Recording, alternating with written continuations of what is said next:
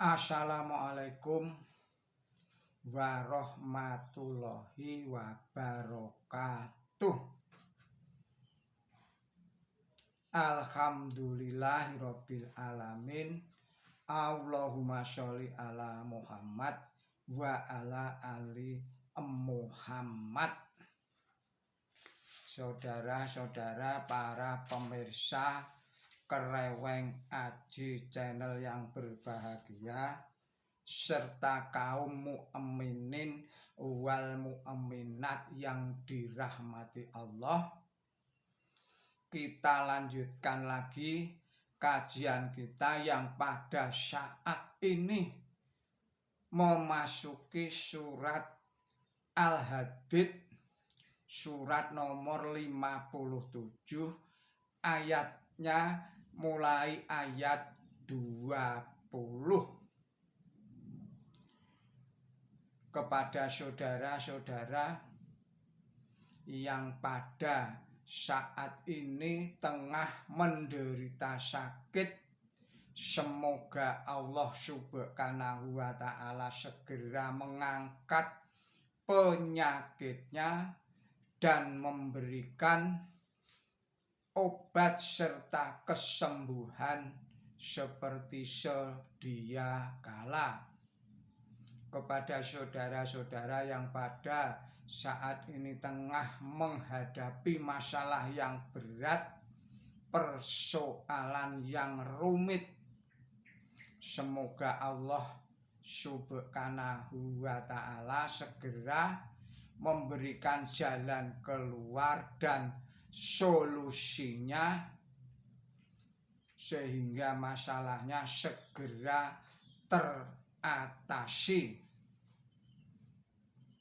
Kepada saudara-saudara yang pada hari ini tengah berulang tahun, saya mengucapkan selamat berulang tahun. Semoga Allah Subhanahu wa Ta'ala memberikan umur yang panjang yang barokah.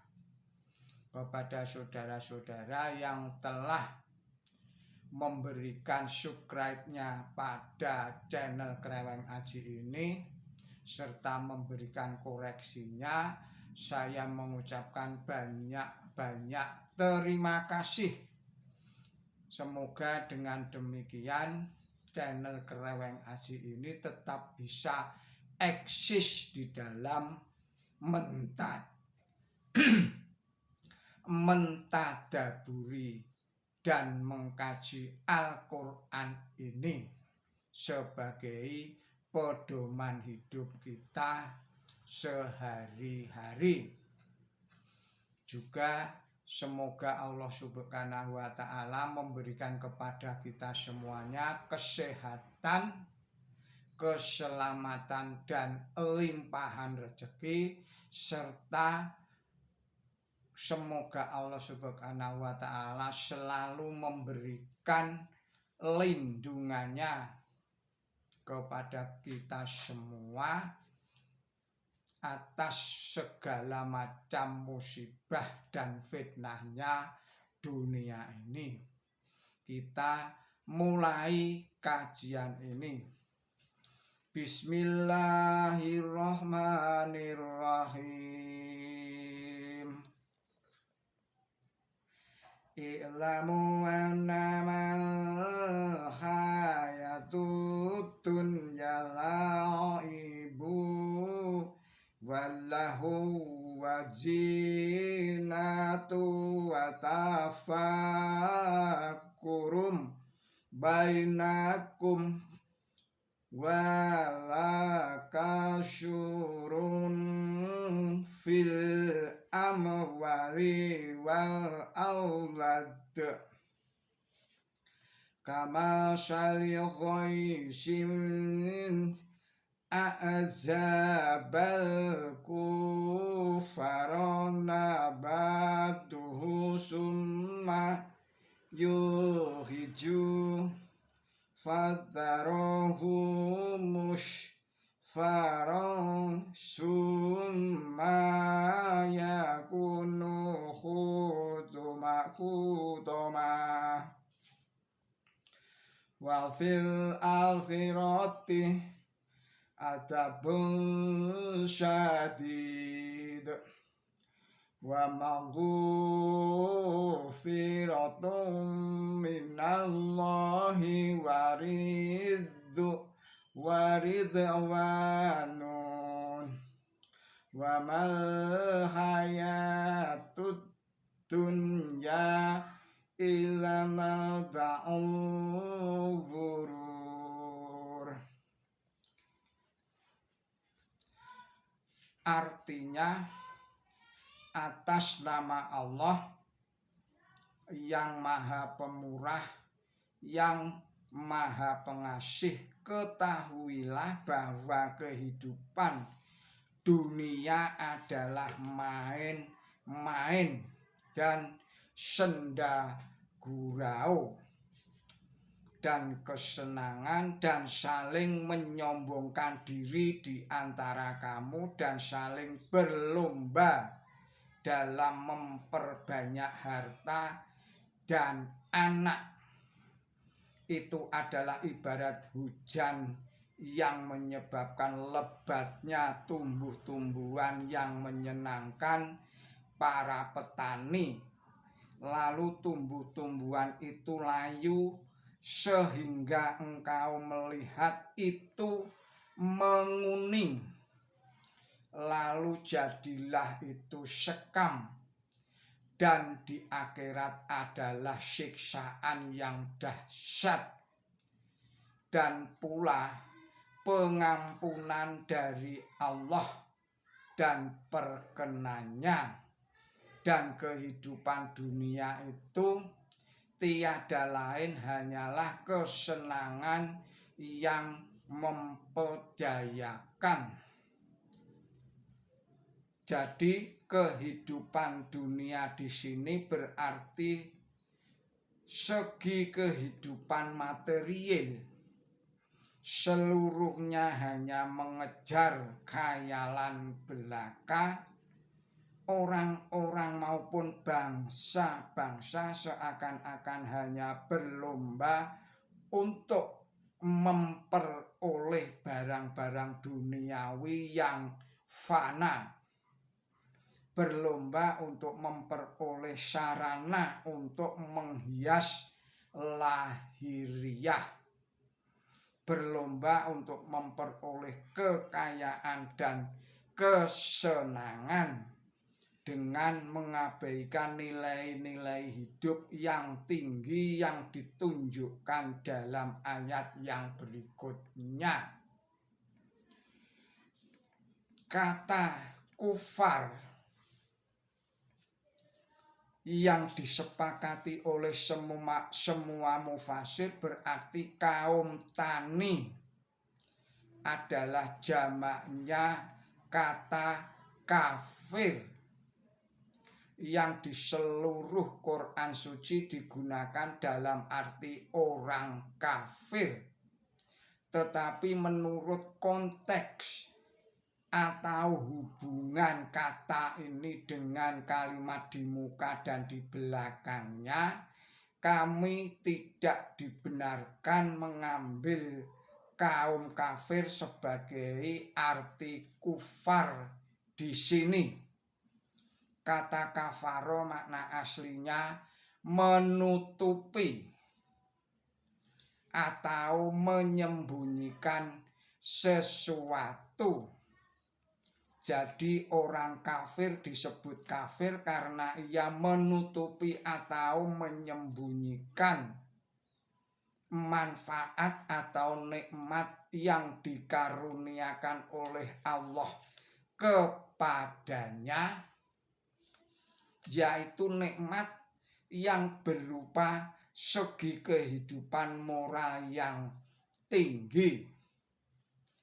Petani disebut kafir karena ia menyembunyikan benih di bawah tanah.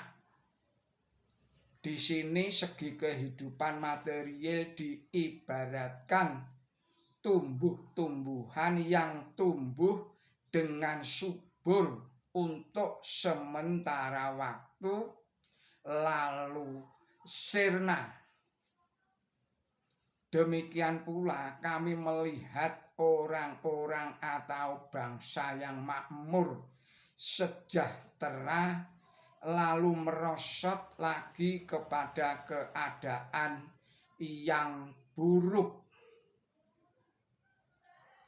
Hendaklah diingat bahwa pengampunan Tuhan selalu disebutkan pada waktu siksaan Tuhan sedang dibicarakan. Ini menunjukkan bahwa sifat kasih sayang Tuhan kepada yang paling menonjol di antara sifat-sifat Tuhan yang Maha Esa. Selanjutnya ayat 21. Sabiqu ila maghfiratin min rabbikum wa zunnatin ardu faka ardi samai wal ard uidat lilladina amanu billahi wa rusulih dalika fadlullahi yu'tihi man yasha wallahu dzul fadlil adim. Berlomba-lombalah kamu menuju pengampunan Tuhan kamu, dan pula surga yang luasnya seperti luasnya langit dan bumi yang disediakan bagi orang yang beriman kepada Allah dan utusannya. Itu adalah karunia Allah. Ia memberikan itu kepada siapa yang ia kehendaki, dan Allah adalah Tuhannya karunia yang besar. Keterangannya di sini diterangkan bahwa luasnya surga itu seluas langit dan bumi. Pernyataan serupa itu tercantum pula di dalam surat nomor 3, yaitu surat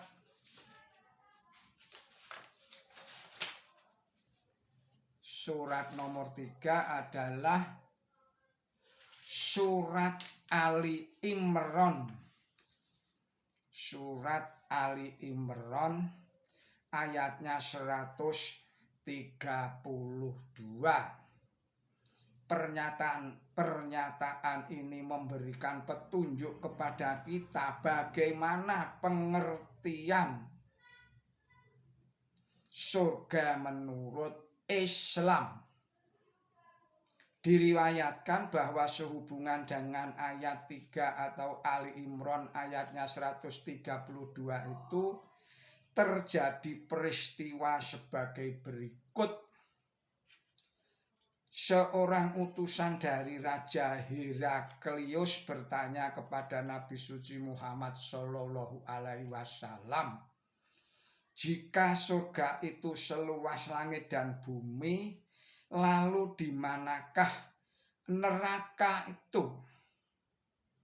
Nabi suci Muhammad Shallallahu Alaihi Wasallam menjawab, Maha suci Allah, di manakah malam tatkala siang datang? Demikian jawaban Rasulullah Muhammad Shallallahu Alaihi Wasallam.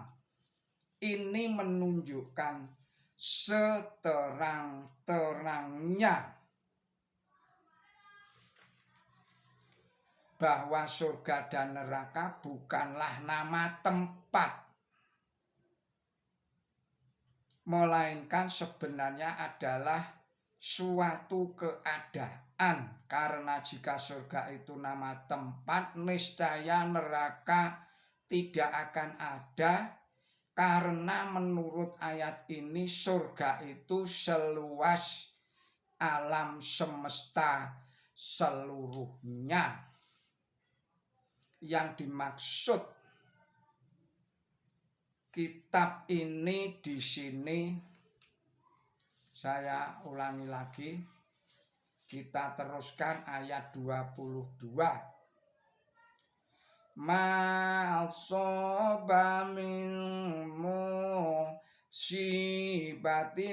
fil ard wala fi anfusikum illa fi kitabim min qabli an nabra'aha inna dzalika 'ala Allahi yasir.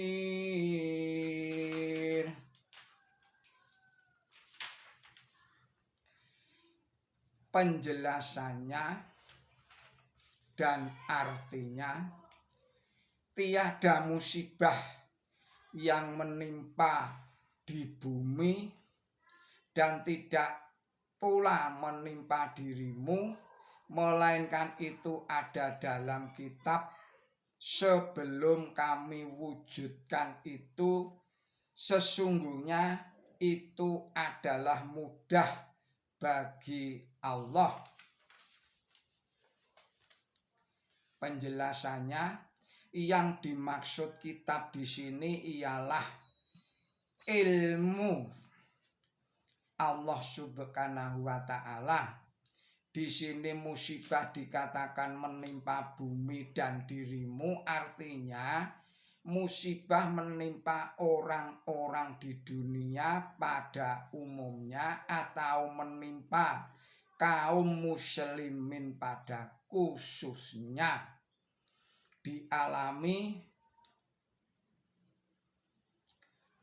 mencatat, saya ulangi lagi, dailami mencatat sebuah riwayat hadis dari Nabi suci Muhammad Shallallahu Alaihi Wasallam sebagai berikut: pintu musibah akan terbuka bagi umatku pada zaman akhir, yang kamu tidak mampu menutupnya terkecuali kamu akan menjumpai situasi yang cocok dengan ayat ini.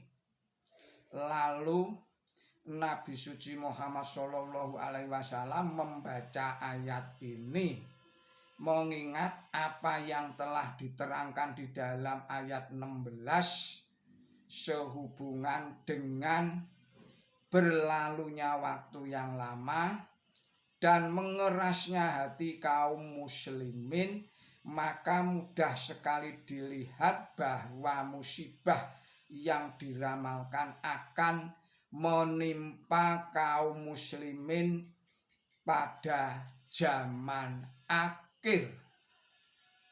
Itu disebabkan karena jatuhnya kaum muslimin sendiri dari standar kehidupan yang harus mereka ikuti. Oleh karena itu, obat yang dapat menyembuhkan ialah menjalankan pengorbanan seperti ditunjukkan di dalam ayat 25. Perang dunia yang dahsyat yang telah menimbulkan malapetaka yang paling hebat di kalangan umat manusia pada umumnya, dan musibah yang menimpa kaum muslimin pada khususnya, itu telah disebutkan di dalam riwayat hadis yang sukar untuk dikutip dalam tafsir yang terbatas ini. Ayat 23,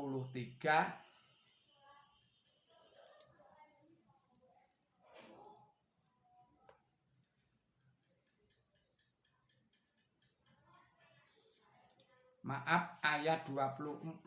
Alladzina yatqawna wa ya'muruna an-nasa bil bu'ti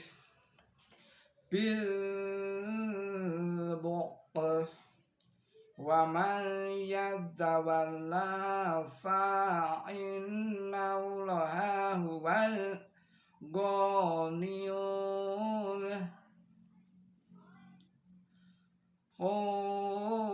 hamid. Yaitu orang-orang yang kikir,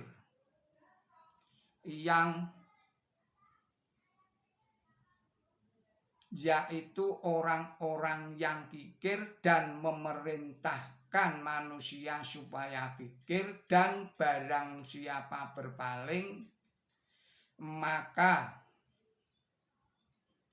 sesungguhnya Allah itu yang maha kaya.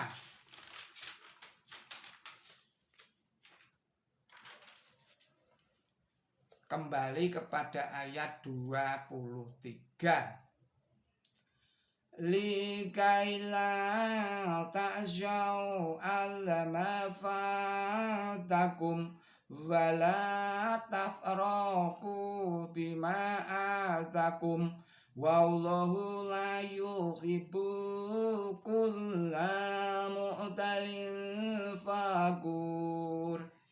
Sesungguhnya kamu tidak merasa duka cita akan apa yang terlepas dari kamu, dan tidak pula kamu merasa sukacita akan apa yang Ia berikan kepada kamu. Dan Allah tidak suka kepada setiap orang yang congkak, yang sombong. Ayat 25. Laqad arsalna rusulana bil bayyinati wa anzalna ma'ahumul kitaba wal mizana liyaqumu nasu bil qisat wa anzalna hadida fihi ba'sun syadidun wa manafi'u linnas wa wali ya'lamallahu man yang syuruhu wa arusyulahu bil ghaibi innallaha qariyun ajir. Sesungguhnya kami telah mengutus para utusan dengan tanda bukti yang terang, dan kami turunkan bersama mereka kitab dan neraca agar manusia dapat berlaku adil, dan kami menurunkan besi yang di dalamnya terdapat kekuatan yang dahsyat dan kegunaan bagi manusia, dan agar Allah mengetahui siapakah yang menolong Dia dan utusannya dengan rahasia. Sesungguhnya Allah itu yang maha kuat, yang maha perkasa. Penjelasannya adalah sebagai berikut. Apa yang dimaksud mizan atau neraka, lihatlah kembali pada tafsir nomor 2407. Di sini dikatakan bahwa neraca dan kitab akan diturunkan bersama dengan para utusan Allah. Nah, kitab suci memuat perintah Allah atau tata cara kehidupan moral. Oleh karena itu terang sekali bahwa yang dimaksud mijan ialah percontohan para nabi yang memberi petunjuk bagaimana caranya melaksanakan perintah Allah Ta'ala yang termuat di dalam kitab suci.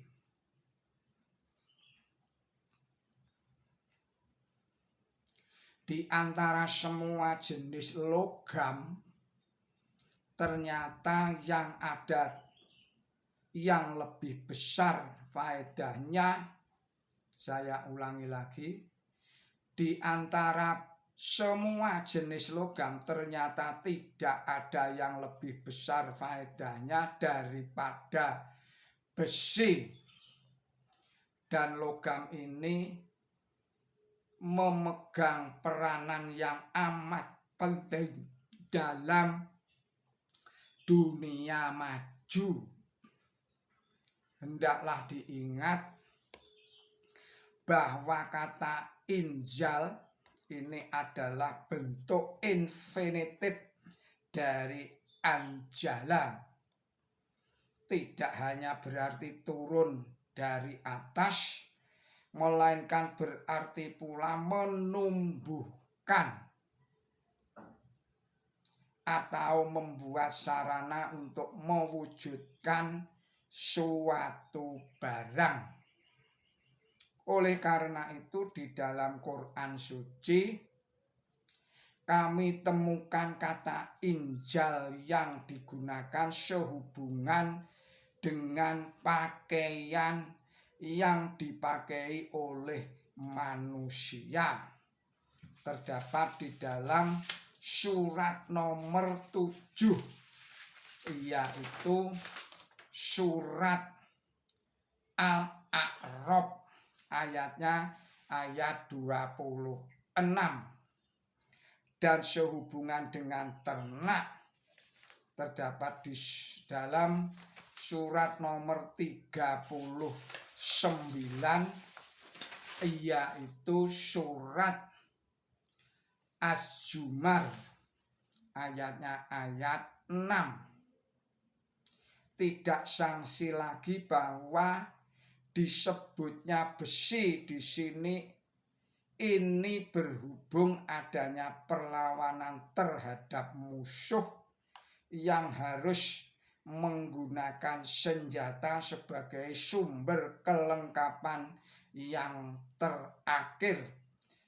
Hal ini dijelaskan oleh tambahan kalimat sebagai berikut, agar Allah mengetahui siapakah yang menolong dia dan utusannya dengan rahasia. Pertolongan ini dilaksanakan oleh kaum mukmin dengan mengangkat senjata untuk membela agama, membela diri. Saudara-saudara, para pemirsa Kreweng Aji Channel yang berbahagia serta kaum muslimin wal muslimat yang dirahmati Allah, kita akhirkan sekian dulu kajian kita. Ini mencapai ayat 25 surat Al-Hadid, artinya kita telah mengkaji surat Al-Hadid ayatnya ayat 20 sampai dengan ayat Semoga ini semua bermanfaat bagi kita semua di dalam meningkatkan iman dan takwa kita kepada Allah Subhanahu wa Ta'ala, dan juga semoga ini dapat meningkatkan ilmu dan amal kita sekalian. Mohon maaf atas segala kesalahan dan kekilapan saya. Billahi taufik wal hidayah. Ihdinas siratal mustaqim. Wassalamualaikum warahmatullahi wabarakatuh.